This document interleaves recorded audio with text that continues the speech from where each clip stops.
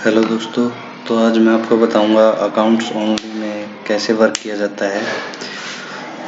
जो सी एडवोकेट के ऑफिस में जो वर्क होता है अकाउंट्स ओनली में, जो स्टॉक को मेंटेन नहीं करते, जिसमें सिर्फ अकाउंट्स ओनली का वर्क होता है, स्टॉक का उससे कोई लेना देना नहीं होता। स्टॉक उसमें मैनुअल लास्ट में निकाला जाता है फाइनल बैलेंस शीट करते टाइम।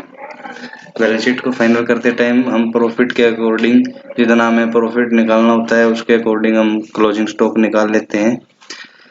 तो उसकी अकाउंटिंग कैसे की जाती है, सेल परचेज की इनवॉइस उसमें कैसे एंटर किए जाते हैं, वो आज मैं आपको बताऊंगा।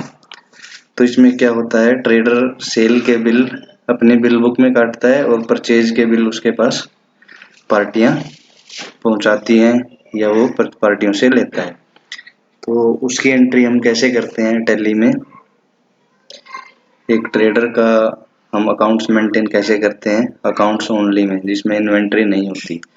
तो उसके लिए आपको क्या करना है, आप वाउचर में जाएंगे, आपको परचेज एंटर करनी है। तो आप परचेज के वाउचर में जाएंगे, F9 से आप परचेज वाउचर में जा सकते हैं। मेरा जैसे वीडियो रिकॉर्डिंग का जो सॉफ्टवेयर है उसकी उसमें कुछ दिक्कत आती है, मतलब F9 से ही उसमें कोई ऑप्शन चेंज होता है, इस वजह से मैं डायरेक्ट परचेज पे क्लिक करके वाउचर ओपन कर रहा हूँ। तो आपको क्या करना है, यहाँ पे आपको परचेज का इनवॉइस नंबर डालना है। मान लीजिए मैं कुछ भी डाल देता हूँ 8764। अब आपको पार्टी बना लेता हूँ मैं एक।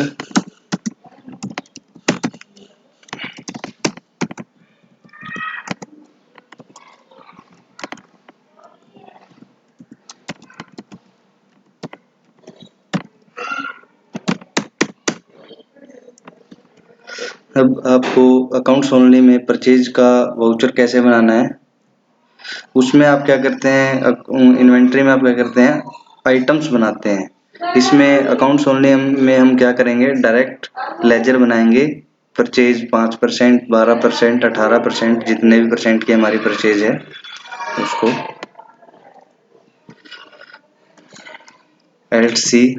सी चेन्नई से आप लेजर क्रिएट करेंगे। तो आपको क्या करना है, परचेज 5%।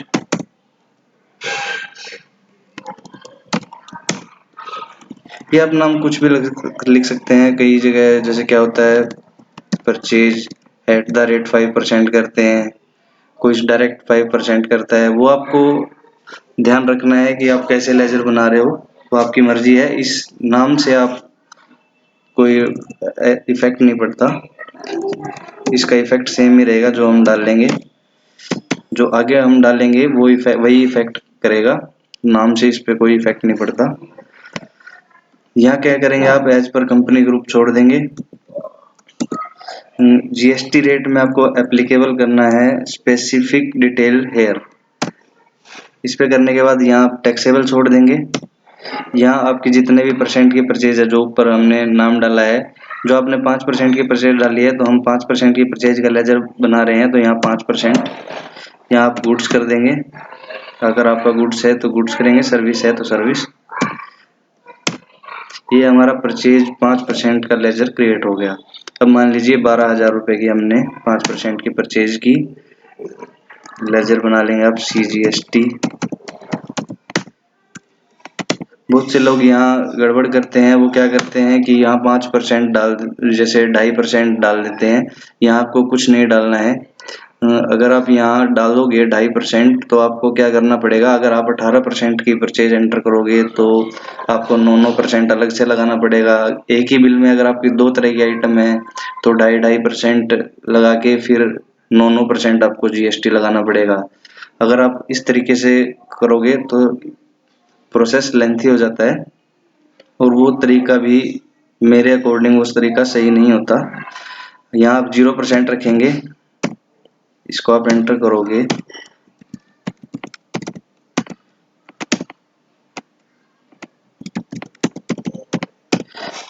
अब 0% करने का बेनिफिट हमारा क्या होता है, अब देखिए 12,000 रुपए का 2.5% 300 रुपये बनेगा। और अगर मान लीजिए इसी बिल में हमारी 18% की परचेज भी है,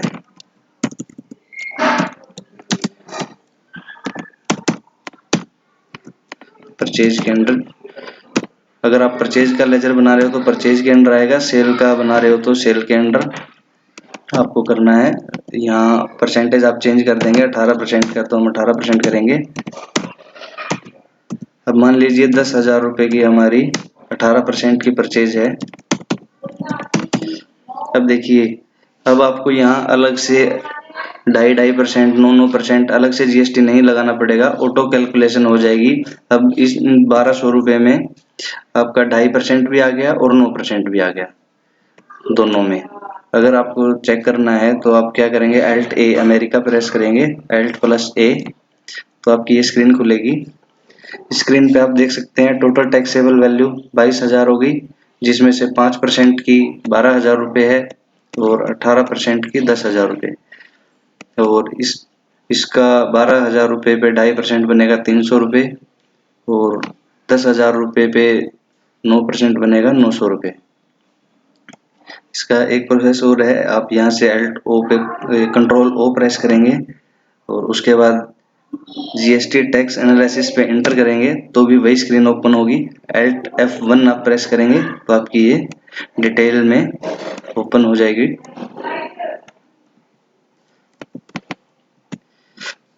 एक चीज आपको ध्यान रखनी है, आपको जीएसटी मैनुअल नहीं डालना है।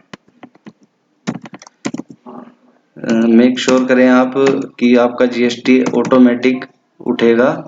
अगर आपका जीएसटी ऑटोमेटिक नहीं उठ रहा है तो मीन्स आपने कहीं ना कहीं लेजर बनाते टाइम कोई ना कोई गड़बड़ की है।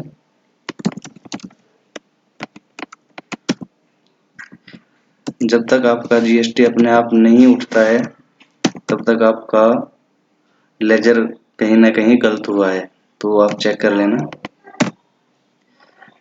इसका इफेक्ट मैं आपको P&L में दिखाता हूँ। ये देखिए 10,000 रुपये की हमने 18% की परचेज की है और 12,000 रुपये की 5% की। अब मैं आपको सेल की एंट्री करके दिखा देता हूँ। सेल की एंट्री के लिए आप F8 प्रेस करेंगे। मान लीजिए मैं कैश में सेल कर रहा हूँ, इसके लिए आपको अलग से लेजर बनाना पड़ेगा, सेल का अलग लेजर बनेगा। सेल का लेजर परचेज में नहीं उठेगा और परचेज का लेजर सेल में नहीं उठेगा, तो आपको दोनों अलग अलग बनाने पड़ेंगे। यहाँ आप लिख लेंगे सेल 5%, सेल के अंडर आपको लेना है। वही सेम प्रोसेस आपको यहाँ भी करना है, जितनी परसेंटेज आपने ऊपर डाली है वही परसेंटेज आप यहाँ डालेंगे। मान लीजिए आपने 5,000 रुपये की सेल कर दी और 18% की दी।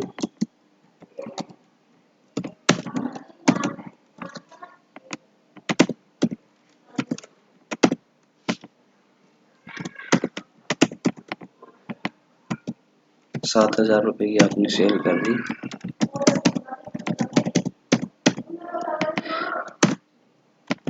अब इसका इफेक्ट मैं आपको P&L में दिखाता हूँ। तो ये देखिए, ये हमारी परचेज आ गई और ये हमारी सेल आ गई। अब देखिए इसमें क्या होता है कि हमें अगर स्टॉक जितना हमारे पास है उससे ज़्यादा का अगर हम बिल काट देते हैं तो इसमें हमारे पास कोई एरर नहीं आएगा। ये आपको अपने ऊपर डिपेंड करता है, आपको खुद देखना है कि आपके पास कितना स्टॉक है और कितने की आपको बिलिंग करनी है। अगर आप ज़्यादा की बिलिंग करते हैं तो उसका आपको टैक्स भरना पड़ेगा, क्योंकि आपके पास स्टॉक नहीं है तो उसका आपको टैक्स भरना ही भरना पड़ेगा। अब मैं आपको बता देता हूँ, ओपनिंग स्टॉक का आपको दिखा देता हूँ। स्टॉक आप कैसे निकालेंगे वो भी बताऊंगा मैं आपको। अब लेजर क्रिएट करते हैं। मान लीजिए स्टॉक 5%। ये ओपनिंग स्टॉक के लिए मैं लेजर बना रहा हूँ। स्टॉक इन हैंड में ओपनिंग और क्लोजिंग डालने के लिए लेजर बनता है। मान लीजिए आपके पास 20,000 रुपये का ओपनिंग स्टॉक था 5% का और 18% का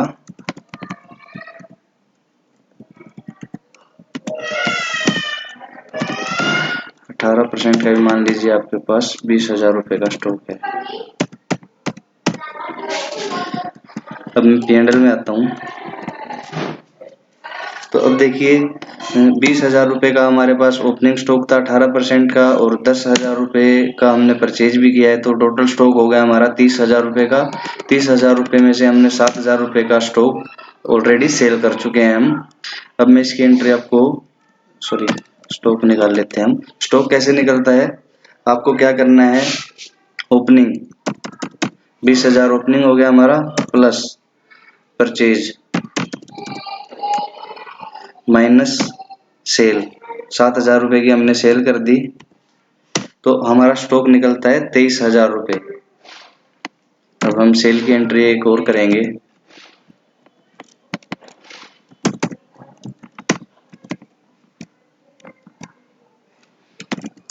सेल 18% में हम सेल कर रहे हैं।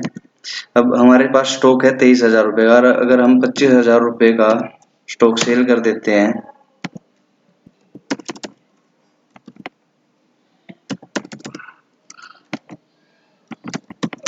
तो इसमें हमारे पास कोई एरर नहीं आएगा, क्योंकि अकाउंट्स ओनली में हम स्टॉक मैनुअल निकालते हैं। मैनुअल हमें ये देखना पड़ेगा हमारे पास स्टॉक कितना है, तो इसके लिए अब देखिए इसमें कोई एरर हमारे पास नहीं आया, जबकि हमने सेल ज़्यादा की कर दी।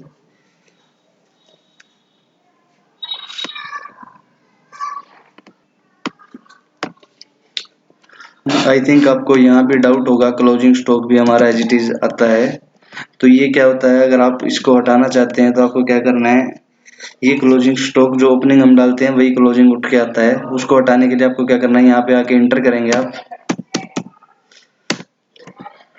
क्लोजिंग के, यहाँ आप सिर्फ डेट डाल देंगे 31/3/25।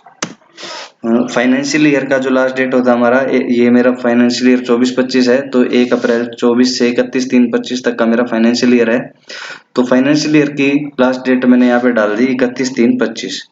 अब मैं यहाँ इसको सेव कर देता हूँ, तो पीरियड भी मैं 31/3/25 तक का ओपन कर लेता हूँ।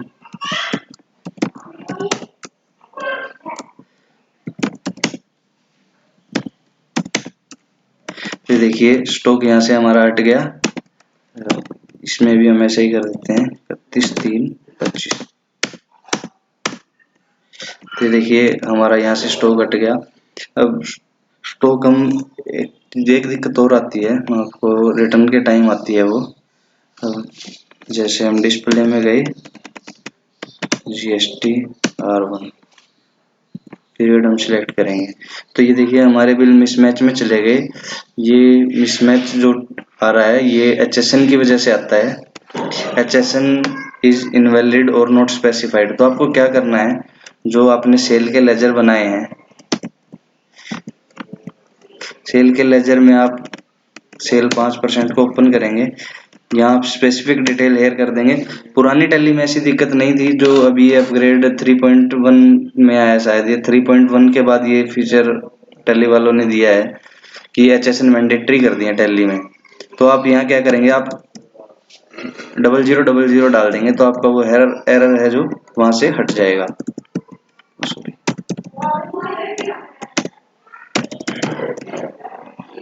यहाँ इफेक्टिव डेट आपको, आप फाइनेंशियल ईयर का जो पहला दिन है वो डेट आप यहाँ पे डाल देंगे। अगर आप लेजर बनाते टाइम इसको डाल देंगे तो ये इफेक्टिव डेट वाला ऑप्शन है जो वो आपके पास नहीं आएगा। अब ये पूछ रहा है कि इस जो आपने ट्रांजैक्शन कर रखी है 5% में, हमने जो ट्रांजैक्शन कर रखी है उसको GST रिटर्न्स में आप अपडेट करना चाहते हैं या नहीं। अगर आप यस करते हैं तो ये लिखा है GST status will be updated while opening return. अगर आप GST की रिटर्न को ओपन करेंगे उस टाइम ये अपडेट होएगा। अगर आप यू प्रेस करते हैं तो वो अभी अभी की अभी साथ के साथ ये वाउचर जो लेजर जो है, ये लेजर भी सेव हो जाएगा और रिटर्न में भी ये बिल अपडेट हो जाएगा। अगर एन प्रेस करते हैं तो ये बैक चला जाएगा। तो अब मैं यू प्रेस करता हूँ, ये मेरा वाउचर अपडेट हो गया रिटर्न में भी। अब ऐसा ही मैं सेल में कर देता हूँ, सेल में भी HSN 0000 डाल देता हूँ। 0000 कोई HSN नहीं है, ये सिर्फ टैली का जो एरर है वो हटाने के लिए मैं इसको डाल रहा हूँ। सॉरी, ये चलो ये वहाँ हो जाएगा GST रिटर्न में। 18% में हमारे 2 वाउचर थे, वो मैं वहाँ पे कर नहीं पाया, यू नहीं प्रेस किया मैंने। तो अब मैं यहाँ इसको यस प्रेस कर देता हूँ, तो ये हमारा अपडेट हो चुका है। HSN, अब इसको एक्सेप्ट एज इज फॉर्मेट कर दें, इसको कर देते हैं। तो ये देखिए हमारे बिल B2C में आ गए हैं। अब आपको लग रहा होगा कि मैंने क्या कर दिया पता नहीं। अब देखिए मैं F8 में नया वाउचर काट देता हूँ। अब आप जो नया वाउचर बनाएंगे वो मिसमैच में नहीं जाएगा। 0000 डाल दिया ना हमने, 5700 रुपये का डाल देता हूँ। अब देखिए मैं GST रिटर्न ओपन करता हूँ, तो ये देखिए 18% का हमारा 5700 रुपये का वाउचर हमारे रिटर्न में आ चुका है।